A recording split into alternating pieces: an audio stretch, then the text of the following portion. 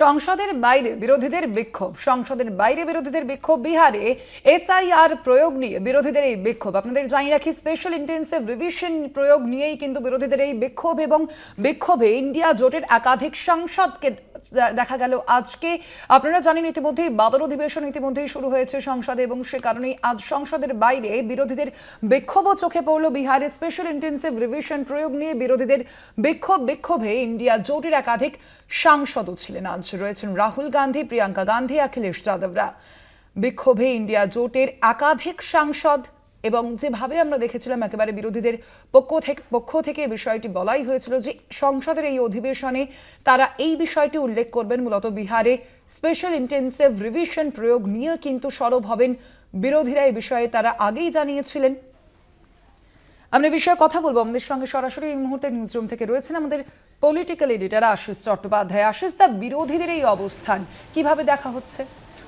দেখো, এটা একটা বড় ঘটনা ঘটছে। নানান বিষয়ে অনেক সময় সংসদের বাইরে বিক্ষোভ দেখানো হয়, কিন্তু এই বিক্ষোভটা কোনো একটা সরকার পক্ষের কাজের বিরোধিতায় নয়। এই বিক্ষোভটা হচ্ছে নির্বাচন কমিশনের একটি কাজের বিরোধিতা, যে কাজটাকে বলা হচ্ছে special intensive revision of voter list.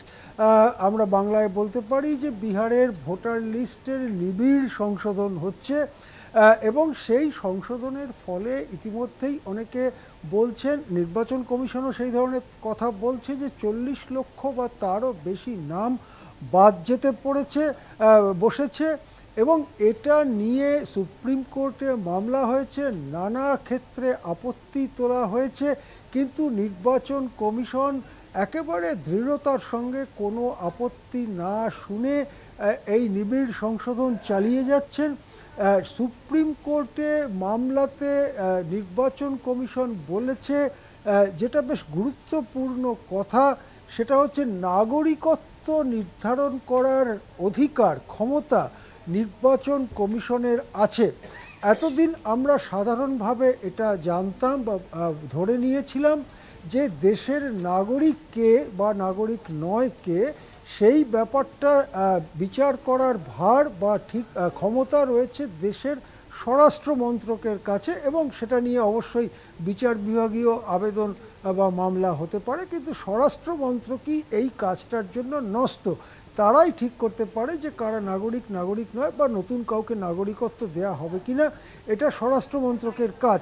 কিন্তু আজকে যে কথা আমাদের কাছে আসছে, সুপ্রিম কোর্টে নির্বাচন কমিশন জানিয়েছে, যেহেতু জনপ্রতিনিধিত্ব আইন এবং সংবিধানের ধারা বলে ভারতীয়দের, এই কোট আনকোট কথাটি খেয়াল করতে হবে, ভারতীয়দের ভোটাধিকার দেওয়ার জন্য ভোটার তালিকায় নাম তুলতে হবে, এই কথাটি রয়েছে। সুতরাং নির্বাচন কমিশন নিশ্চয়ই বিচার করতে পারে যে কে ভারতীয় কে ভারতীয় নয়।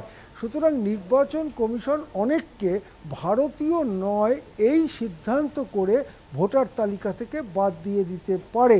অর্থাৎ ভোটার তালিকার থেকে কোনো নাম বাদ গেলে তিনি ডিফ্যাক্টো প্রকৃতপক্ষে আর ভারতের নাগরিকই থাকলেন না। এই রকম একটা অবস্থান নির্বাচন কমিশন নিয়েছে এবং তারা সেই মর্মে সুপ্রিম কোর্টেও জানিয়েছে। এই যে জিনিসটা, এটা আমাদের ভারতীয় গণতন্ত্র এবং নাগরিকত্ব সম্পর্কিত যে ধারণা এত বছর ধরে চলছে 47-এর স্বাধীনতার পর থেকে, সেই ধারণার ক্ষেত্রে একটা নতুন জিনিস বলে মনে করা হচ্ছে। এটা ঠিকই যে যারা অভারতীয় তাদেরকে ভোটার লিস্টে নাম ঢোকানোর কোনো প্রশ্ন ওঠে না, সেটা কেনই বা করবে নির্বাচন কমিশন, কিন্তু কে ভারতীয় নয় সে সংক্রান্ত পরিচিতিপত্র সেটা স্বরাষ্ট্র মন্ত্রক দেবে। স্বরাষ্ট্র মন্ত্রকের দেওয়া পরিচিতিপত্র যদি থাকে তাহলে তিনি অবশ্যই ভারতের নাগরিক হতে পারেন। এখন এক্ষেত্রে আধার কার্ড যে নাগরিকত্বের পরিচয় নয় বা অন্যান্য যে সমস্ত কার্ড লোকেরা ব্যবহার করেন, যেমন প্যান কার্ড ইত্যাদি, সেগুলো সম্পর্কে নানা প্রশ্ন উঠেছে, কিন্তু সরাসরি নাগরিকত্ব বিচার করবার ক্ষমতা নির্বাচন কমিশনের রয়েছে এবং সেই বিচার করে কাউকে ভোটার তালিকা থেকে বাদ দিয়ে দেওয়া ক্ষমতা রয়েছে নির্বাচন কমিশনের। এই কথা বলার পরে কিন্তু ব্যাপারটার মধ্যে একটা অনেক বড় রাজনৈতিক অভিঘাত তৈরি হয়েছে। আজকে আশিস দা, দেখতে পাচ্ছি নির্বাচন আমরা কমিশনের এই ভূমিকা কি সাংবিধানিক? নির্বাচন কমিশন যে কথা বলেছে সুপ্রিম কোর্টে, সেটা সুপ্রিম কোর্টে এরপরে সুপ্রিম কোর্টের মঞ্চে সেটাকে নেড়ে চেড়ে দেখা হবে, সেটাকে পরীক্ষা করা হবে যে সেই আর্গুমেন্টের জোর কতটা। স্বভাবতই সুপ্রিম কোর্টের সেই কথাবার্তা বা সওয়াল জবাব ইত্যাদির জন্য আমাদের অপেক্ষা করতে হবে। কিন্তু এখনো পর্যন্ত যে কথা বলেছে নির্বাচন কমিশন, সেই কথাটা আমি বললাম যে ভারতীয়দের যেহেতু ভোটার তালিকায় নাম তুলতে হবে, সুতরাং ভারতীয় কিনা সেটা বিচার করার দায় এবং ক্ষমতা নির্বাচন কমিশনের আছে।